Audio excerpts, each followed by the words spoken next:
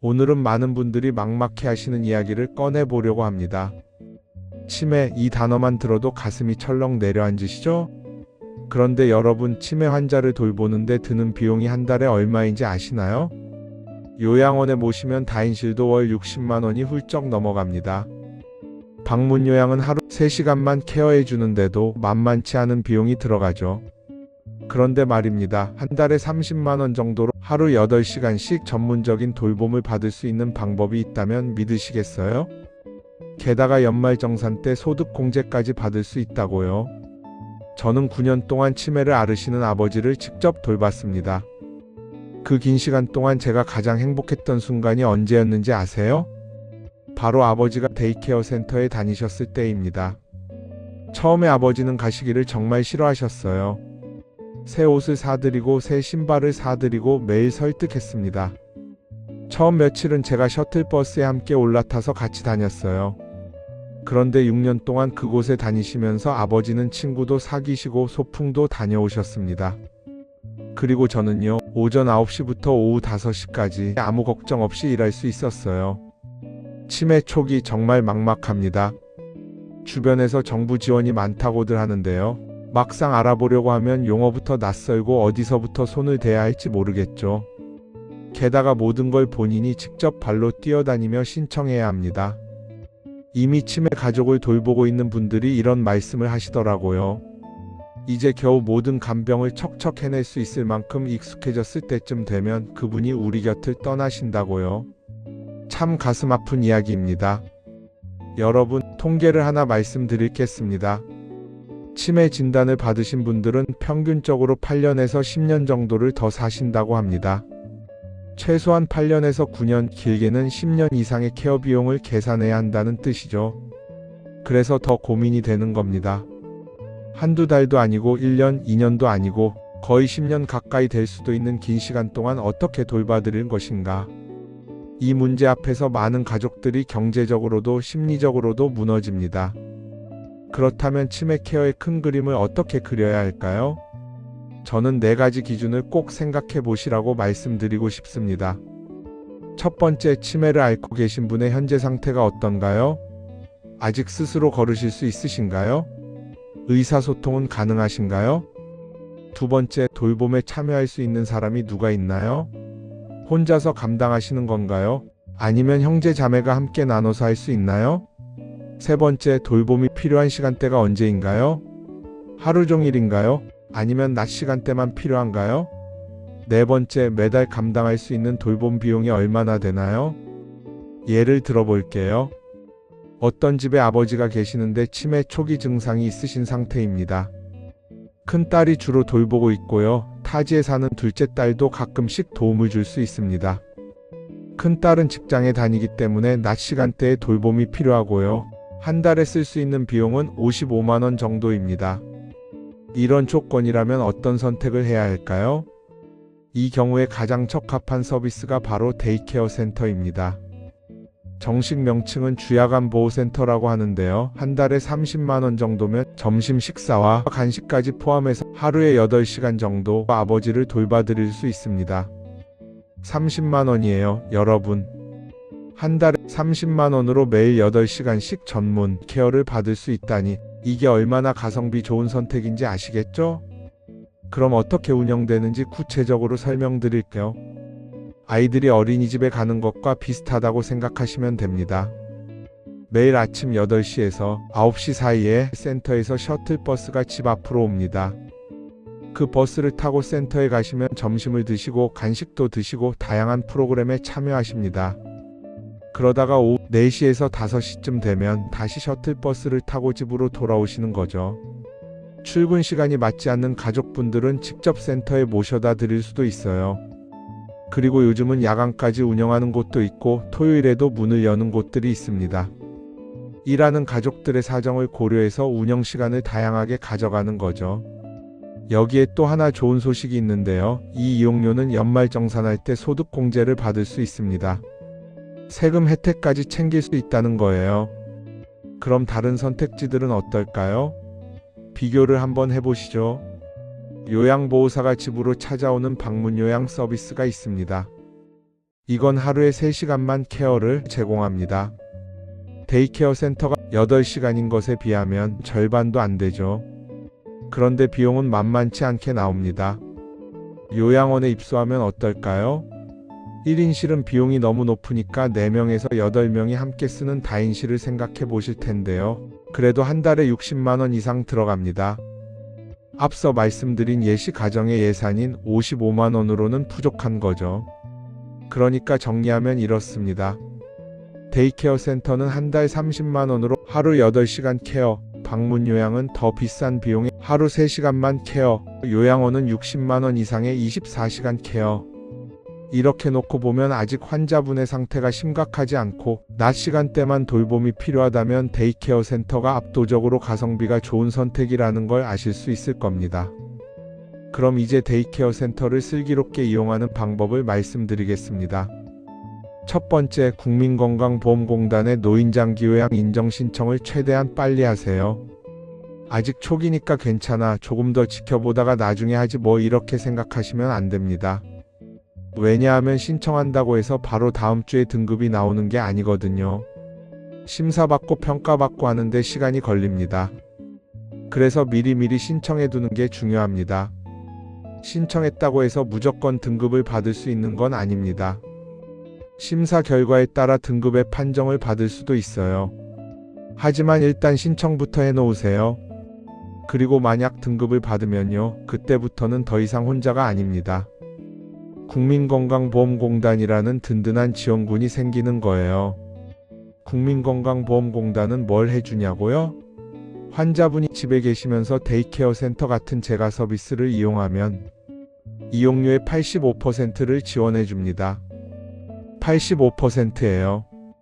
여러분이 내는 돈은 15%밖에 안 된다는 겁니다. 만약 요양원 같은 시설에 입소하게 되면 80%를 지원해 줍니다. 이것만으로도 엄청난 혜택인데요. 여기서 끝이 아닙니다. 방문 목욕 서비스도 이용할 수 있어요. 집에서 목욕시켜드리기 힘드시잖아요. 전문 요양보호사가 집으로 찾아와서 목욕을 도와드립니다. 방문간호 서비스도 있습니다. 간호사가 집으로 와서 건강 상태를 체크하고 필요한 간호를 해드리는 거죠. 그리고 복지용구도 지원받을 수 있습니다. 지팡이, 전동침대, 휠체어 이런 것들이요. 이 모든 게 노인장기요양 등급만 받으면 가능한 일입니다. 그러니까 다시 한번 강조합니다. 국민건강보험공단의 노인장기요양 인정신청 최대한 빨리 하세요. 지금 당장 하셔도 됩니다. 전화 한 통이면 됩니다. 1577-1000번으로 전화하시거나 가까운 국민건강보험공단 지사에 방문하시면 됩니다. 직원분들이 친절하게 도와주십니다.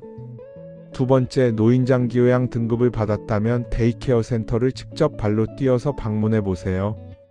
인터넷으로만 알아보지 마시고요. 반드시 직접 가보셔야 합니다. 왜냐하면 센터마다 분위기가 정말 다르거든요. 시설이 깨끗한 곳도 있고 조금 낡은 곳도 있고 식사가 잘 나오는 곳도 있고 부실한 곳도 있어요. 이런 건 직접 가봐야 알 수 있습니다. 어떻게 찾느냐고요? 노인장기요양보험 홈페이지에 들어가시면 됩니다. 거기서 우리 집 주소를 입력하면 근처에 있는 데이케어 센터 목록이 쭉 나옵니다. 그리고 각 센터의 평가 등급도 볼 수 있어요. A등급, B등급 이렇게 나와 있거든요. 물론 등급이 높은 곳이 좋기는 하지만 그게 전부는 아닙니다. 직접 가보시면 등급에는 안 나오는 것들이 보여요.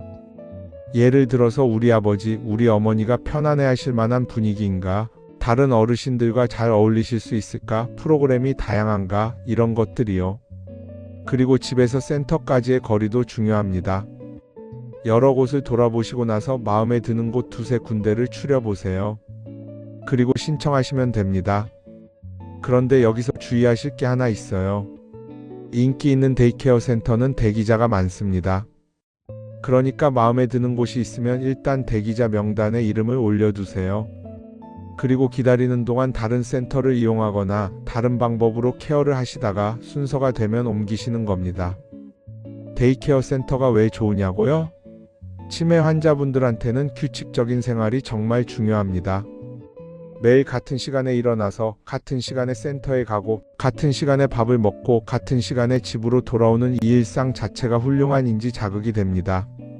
뇌가 활동하는 거예요. 인지하는 것만으로도 치매 진행을 늦추는 데 도움이 됩니다. 게다가 저녁에는 집으로 돌아옵니다. 요양원에 입소하면 24시간 그곳에 계셔야 하잖아요. 집을 떠나 낯선 곳에서 계속 지내는 게 환자분들한테는 심리적으로 굉장히 불안한 일입니다. 특히 치매 초기에는 더 그렇죠. 본인이 어디 있는지, 왜 여기 있는지 이해를 못 하시니까 더 혼란스러워 하세요. 그런데 데이케어 센터는 낮에만 갔다가 저녁엔 집으로 돌아오니까 심리적 안정감이 훨씬 큽니다. 아, 나는 집에서 자는구나. 내 방, 내 침대에서 자는구나. 이 안정감이 정말 중요해요. 그리고 센터에 가시면 또래 어르신들을 만나십니다. 친구가 생기는 거예요. 제 아버지도 그러셨어요. 처음엔 정말 가기 싫어하셨는데 몇 달 다니시더니 센터에서 친구들이 생기셨어요. 그분들이랑 이야기하고 같이 프로그램하고 밥 먹고 하시면서 관계가 만들어지는 거죠. 이런 사회적 활동이 치매 환자분들한테 엄청나게 중요합니다. 집에만 계시면 어떻게 되는지 아세요? 하루 종일 TV만 보시거나 잠만 주무세요. 아무 자극이 없으니까 뇌가 더 빨리 퇴화됩니다. 그런데 센터에 가시면 새로운 사람도 만나고 노래도 부르고 그림도 그리고 체조도 하고 이런 활동들이 뇌를 자극하는 거예요. 그래서 치매 진행 속도를 늦출 수 있습니다. 세 번째, 언제 어떤 상황이 되면 요양원을 이용할 것인지 마지노선을 미리 정해두세요. 이게 정말 중요합니다. 왜냐하면 치매는 서서히 진행되거든요. 오늘은 괜찮은 것 같다가도 내일은 힘들고 그러다가 또 며칠 괜찮고 이렇게 파도처럼 오락가락합니다. 그러다 보면 판단하기가 정말 어려워요. 아직 집에서 돌볼 수 있지 않을까? 조금만 더 버텨보자 이러다가 가족도 환자도 다 지쳐버립니다. 그래서 미리 기준을 정해두는 게 필요합니다. 예를 들면 이런 거예요. 아버지가 나를 완전히 알아보지 못하게 되면 요양원에 모신다. 대소변을 혼자 처리하지 못하게 되면 요양원에 모신다. 폭력적인 행동이 나타나면 요양원에 모신다. 배회 증상이 심해져서 집을 나가시면 요양원에 모신다. 이렇게 구체적인 기준을 세워두는 겁니다. 돌보는 사람의 상황 변화도 기준이 될 수 있어요.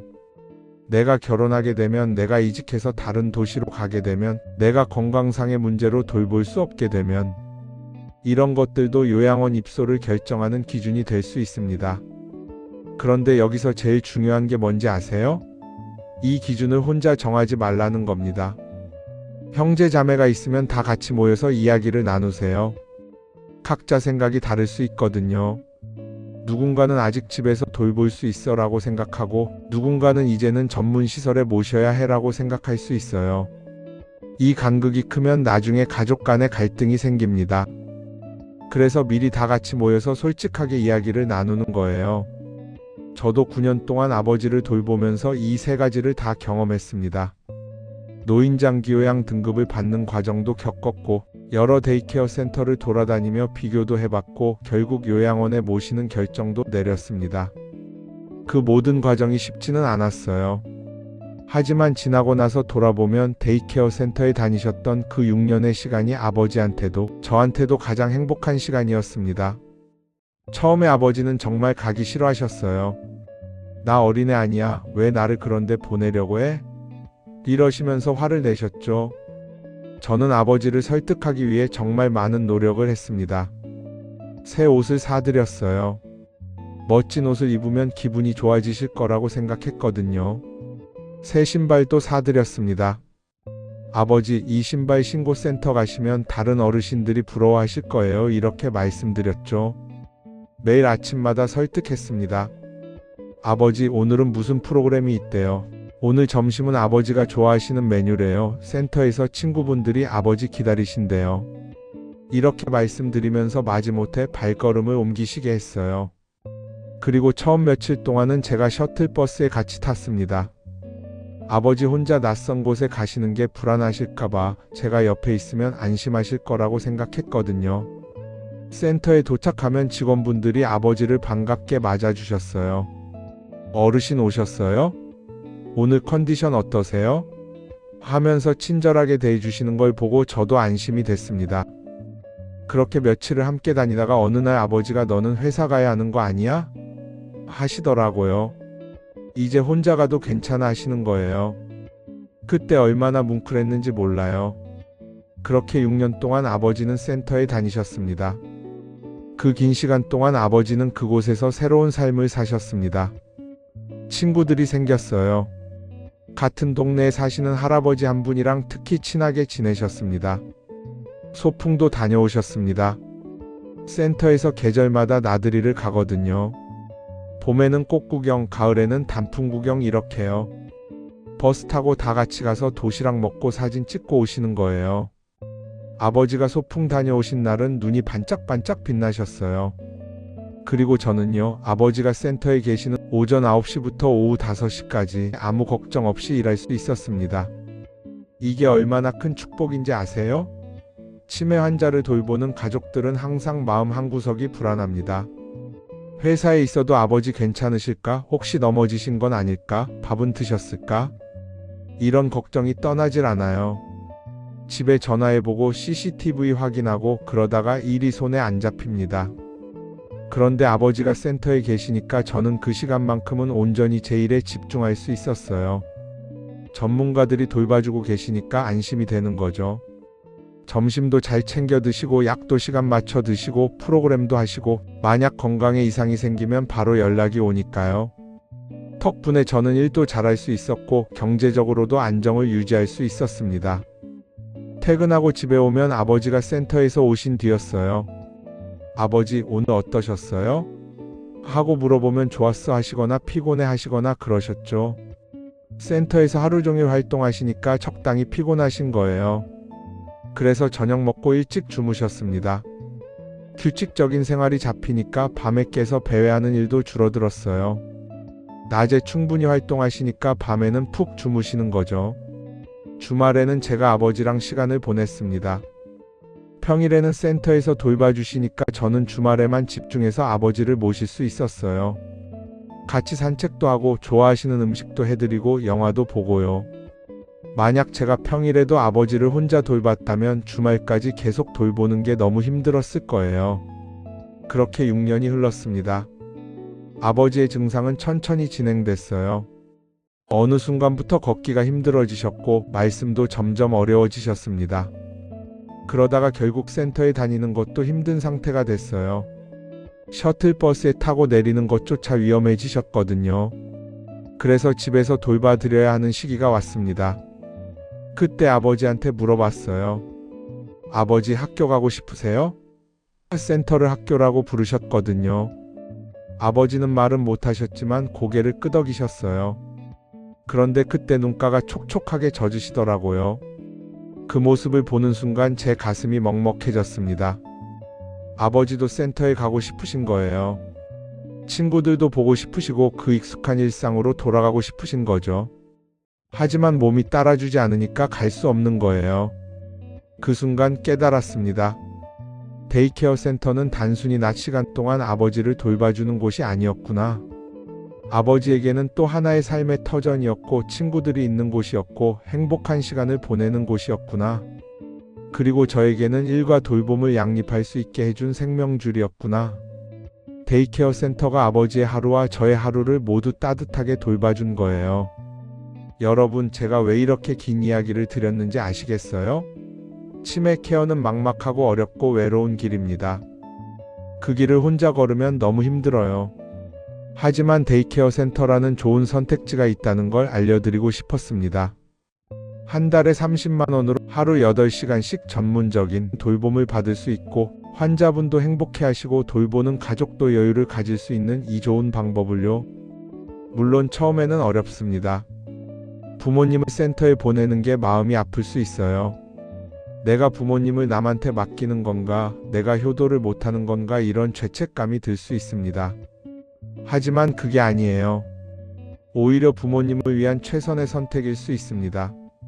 전문적인 케어를 받으시고 또래 친구들도 만나시고 규칙적인 생활을 하시면서 치매 진행도 늦출 수 있으니까요. 그리고 돌보는 가족이 여유를 가져야 장기적으로 잘 돌볼 수 있습니다.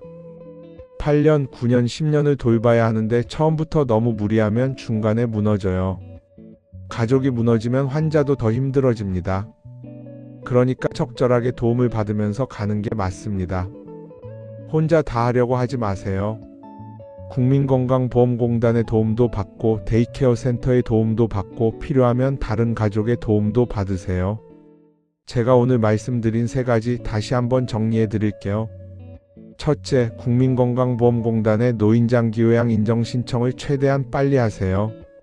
등급을 받으면 이용료의 85%를 지원받을 수 있고 방문 목욕, 방문간호, 복지용구 같은 다양한 서비스도 이용할 수 있습니다. 둘째, 등급을 받았다면 데이케어 센터를 직접 방문해서 식사, 분위기, 프로그램을 확인하고 신청하세요. 인기 있는 곳은 대기자가 많으니 미리 명단에 이름을 올려두는 게 좋습니다. 규칙적인 일상과 사회적 활동이 환자분의 인지 자극과 심리적 안정에 큰 도움이 됩니다.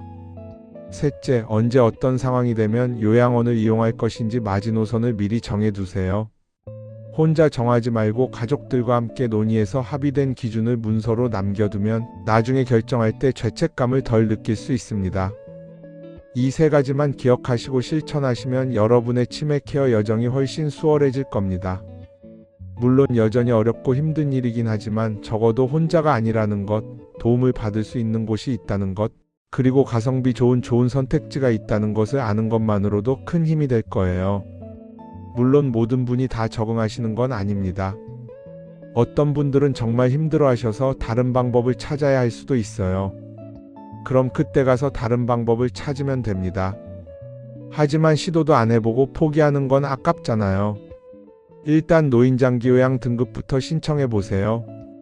그리고 가까운 데이케어 센터 한두 군데 방문해 보세요. 직접 보시고 느끼시고 판단하시면 됩니다. 그리고 기억하세요.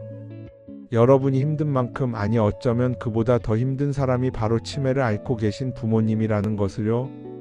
본인이 왜 이렇게 됐는지 이해를 못하시고 익숙했던 모든 것들이 낯설어지고 가족들한테 짐이 되는 것 같아서 마음 아파하십니다.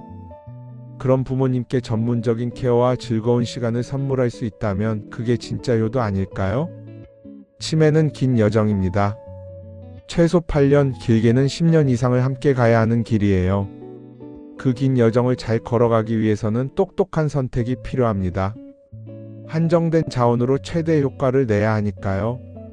데이케어 센터는 그런 면에서 정말 가성비 좋은 선택입니다. 한 달 30만 원으로 하루 8시간씩 전문 케어를 받고 연말정산 때 소득공제까지 받을 수 있으니까요. 노인장기요양 인정신청 1577-1000번으로 전화하시면 됩니다. 오늘 말씀드린 내용이 여러분의 삶의 작은 빛이 되기를 바라면서 여기서 인사드리겠습니다.